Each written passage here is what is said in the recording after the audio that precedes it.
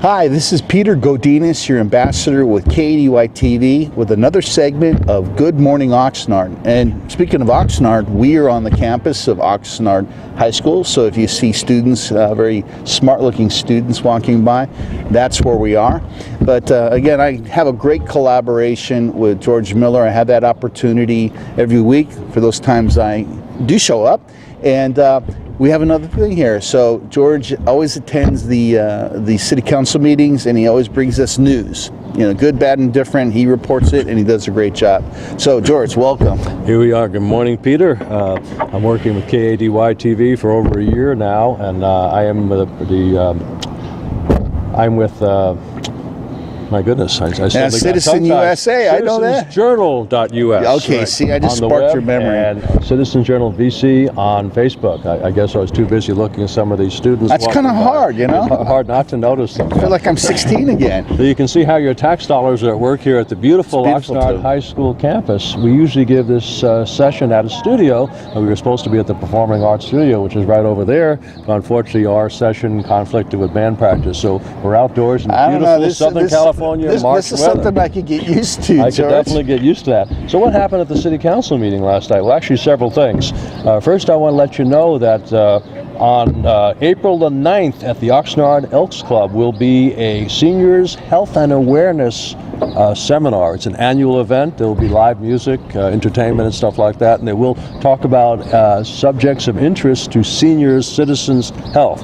And senior citizens, by the way, are the fastest growing group in Oxnard and Ventura County in general. So it's well worth your while to go. There is a $5 charge for seniors, $10 for everyone else. So I get in a half year cost. Well, wait a minute. Senior citizen, at what age you have to be a senior citizen? I don't know 55 exactly or what 62? the cutoff. You know, it's different. Yeah, it used to be only 50, it used to be 55. Then as I got older, it got to be 60, then 65. Well, you know, it's just like now I'm getting carded for that, you know.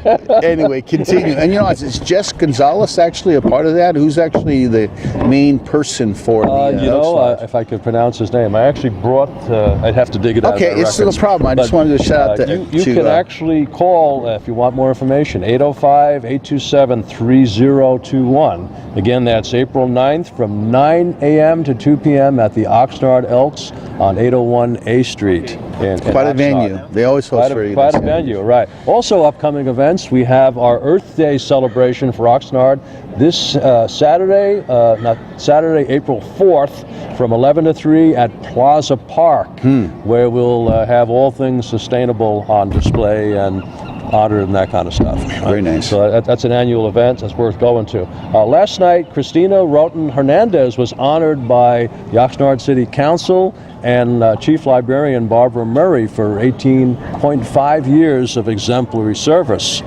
And I was wondering why they waited till 18.5 years to do that. And I learned last night that she's also leaving and departing for Santa Barbara Library System. So we'll miss her services, unfortunately. Right? Last night, I guess it must have been about 11:30 p.m. when I was only one of 4 of the public members left in the room at the City Council meeting. Mayor Flynn announced, for those who hadn't already gone to the Monday Ventura Board of Supervisors meeting, that the Board of Supervisors has reached a compromise agreement on the Channel Islands proposed harbor management agreement, which is between Ventura County and Oxnard. As you know from last week, the agreement proposed was resoundingly panned by the public and by the City Council, who voted 4-0 not to accept it. I guess those message was received by this Board of Supervisors. They voted 4-0 with Peter Foy absent on Monday to reduce the term of the agreement from 10 years to 5 years and to delete all of the offending provisions on development. Basically, Oxnard wants to have more control over development of the harbor. Mayor Flynn actually wants to set up a separate harbor authority, an independent group, to do that, to be more responsive to the needs of Oxnard and the users of the harbor. So that will probably be resubmitted to the council. I'm not sure what the date for that is. Now, the agreement actually expired on the 18th, so we've just been operating without an agreement in the meantime. And some of the players on that one, I know one of them is Michael Powers, who's the CEO of the County of Ventura. And in our archives, we do have an interview with the, I'm forgetting his name, Bob, but we have an interview of the director of the... Lynn Krieger. Yes, She's thank you. the harbor director. Thank you. So again, some of the players and people actually involved? Because we do actually have human beings in all this stuff. Right. By the way, on next week's Good Morning Oxnard, we will have members of the civilian task force headed by Mike Mercatanti, Wow. who worked on that agreement, and they will be here to discuss the pros and cons and where they'd like to see the harbor go in the future and how they got to where they are right now. So tune in next week to hear more on that subject. Interesting. All right. Also, last night was the 1-year anniversary of the city takeover of the material recycling facility, which was formerly run, not very aptly, by a company called Republic. And that contract was coming up for expiration, and the city looked at 3 options. One is renewing the renegotiated contract. Secondly is putting it out to bid. And thirdly was just taking it over. We will never know how another company would have done with it because the city opted to take it over. Fortunately, they had a really, really good manager, a fellow by the name of Todd Hauser from the Environmental Services, who took over and is running the material recycling facility and has achieved approximately a $2 million annual savings in the costs of recycling facilities. But more importantly than that, he has also doubled the amount of what are called diversion from landfills. In the old days, 100% of all the garbage and trash collected went into a landfill, and it piled up and it piled up and it piled up. And that creates space problems, it creates sanitation problems, it creates all kinds of resource problems. So the main state of the art right now is to increase the amount of material which is diverted from the landfills and recycled, either sold as scrap or made into other things or burned or composted or whatever. And he succeeded in doubling the amount of material diverted away from landfills in 1 year. And that $2 million saving will be used for capital improvements. Unfortunately, our entire garbage truck fleet is just absolutely almost derelict at this point. It's been patched up for years and it's way beyond its useful life, and it urgently needs to be replaced. There's also some major equipment that's already been replaced in the recycling facility, and more needs to be brought in. And rough estimates last night ranged between $10 and $15 million of capital investment required. Now we're talking about an investment like that in a city which has a potential $10 to $11 million deficit coming up this year. So those are the consequences of taking on the management of a group yourself. We have that additional capital and management required now, but the payback so far has been pretty good.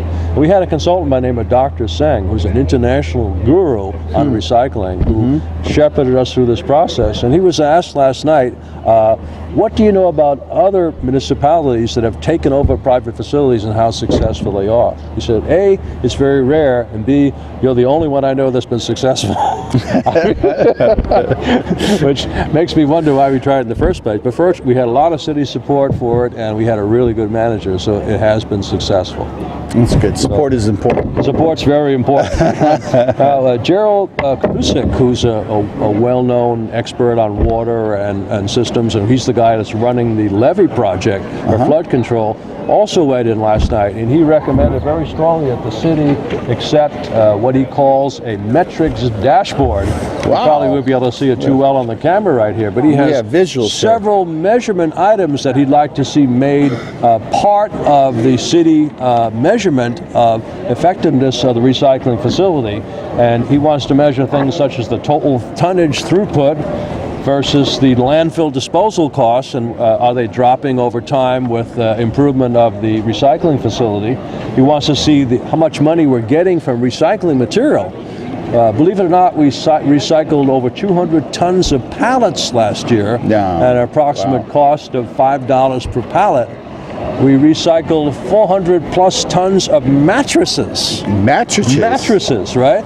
And at one point we were paying a large amount for those mattresses to be picked up, and now we're paying a lot less for that to be done than before. You never think about not going into the lamp. Believe it or not, mattresses can be recycled. I wouldn't buy one, but they don't actually recycle mattresses. If you're really sleepy. They do something else with it. They'd also like to see the contribution for the city utility rates. Are we able to either reduce or contain the costs of doing the recycling? And also we like to measure emissions as well.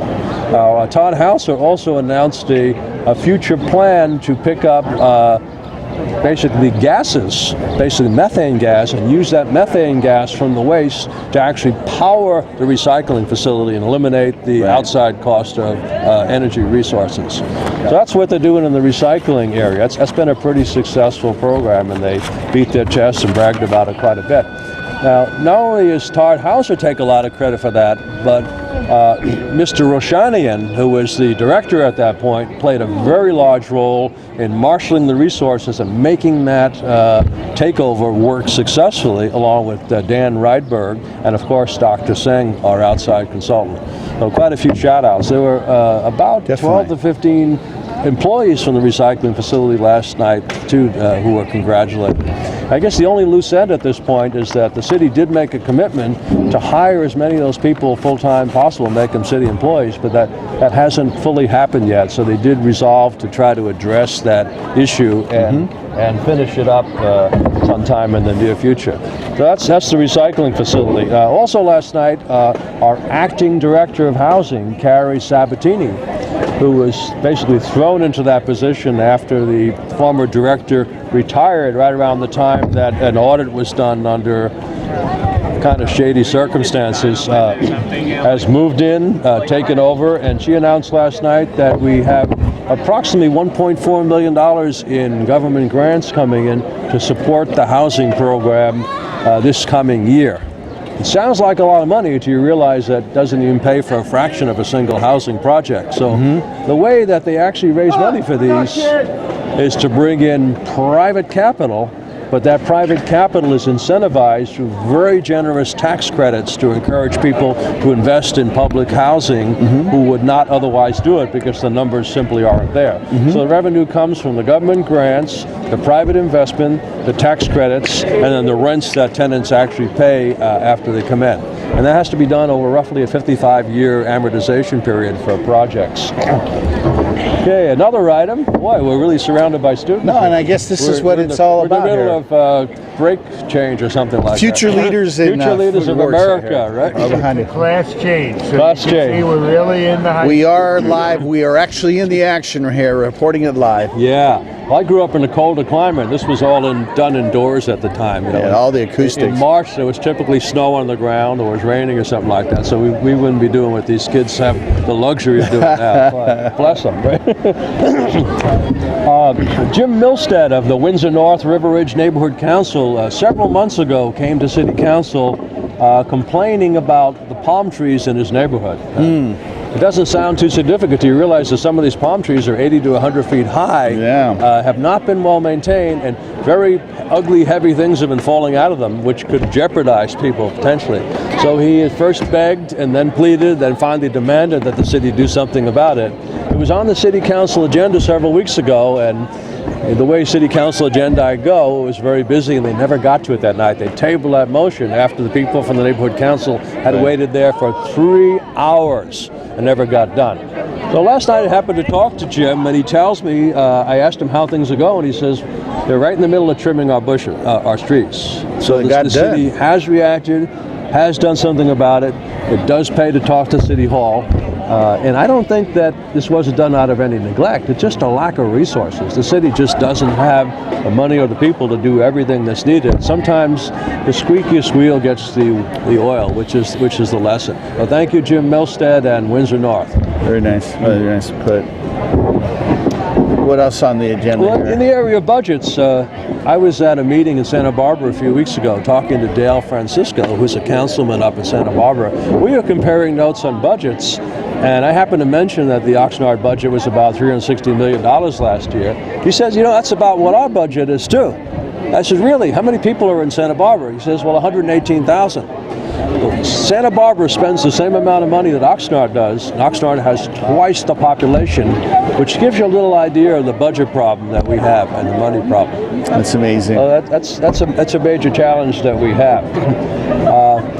Last night the night before at the Inter-Neighborhood Council, NRG, who is the operator of the power plants in Oxnard, made a presentation to the people present to explain to them what they'd like to do.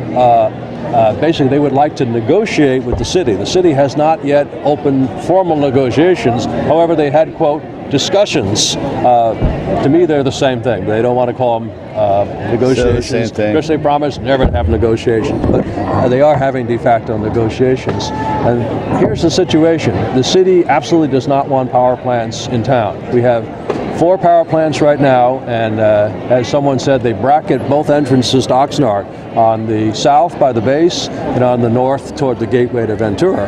And they've been there for, I think, 55 years, and they have generated nearly 2,000 megawatts of power, which is roughly equivalent to the El Diablo Canyon nuclear plant or the San Onofre plant. Yeah. So we generate huge amount of power, more than enough for the county. Right.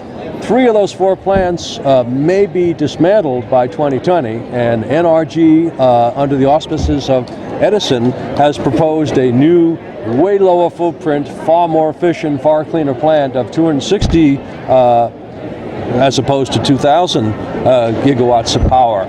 But they have not had acceptance yet. However, the final decision is not up to Oxnard, it's up to the Energy Commission. So they announced that they will be applying to the Energy Commission in April, and they would like to have the city's input by then so they could do a more concrete proposal, which would include community benefits, which are under discussion presumably right now. Those community benefits include, but are not limited to, jobs in the city during construction and subsequent operation, higher tax base, and also having the benefit of local energy. So those are the discussions that took place last night, because Don Glider, who's the new project manager for the NRG project, came in and made this presentation. So that's where we are in that. I have a couple more things. Go for it. Go for it. Okay. We have several viewers going on right now. Right, we have several viewers right now. Haas Automation has previously announced tentative plans to expand, and it's a very high probability they'll be expanding their facility by possibly up to 50% right next door to their existing facility. This represents a major victory, because only months ago, Governor Rick Perry from Texas was here courting Haas, actively trying to get them to pick up lock, stock, and barrel and move everything to Texas. Wow. So Haas has recommitted to Oxnard, which is very good news, because it is a nearly $1 billion company with over 1,000 jobs, which is also, by the way, heavily involved in the linked learning program to educate people in manufacturing technology. That kind of brings to a close what I want to talk about this week. You have any other questions, comments? No, I think it was very well covered, very well done. So why don't you wrap it up for us? And just say again, if we have over 500 views just with this one click here. Just in here, that's the best we've had all week. And consider the million we'll get after this show. This is pretty incredible. But go ahead, George, wrap it up. Bring it home. Thank you, Peter. Well, yeah, this is basically all we have for the week. I'd like you also to look at our linked learning segment we did earlier today. And both these segments should be up on the web probably by tomorrow or at the latest, by KADY TV, where you can see it there, or you can go to citizensjournal.us and see it as well. Thank you. That's good. Again, this is Peter Godinez at the very crowded Oxnard High School. Hey, Coach Gabe, this is good stuff. So until next time.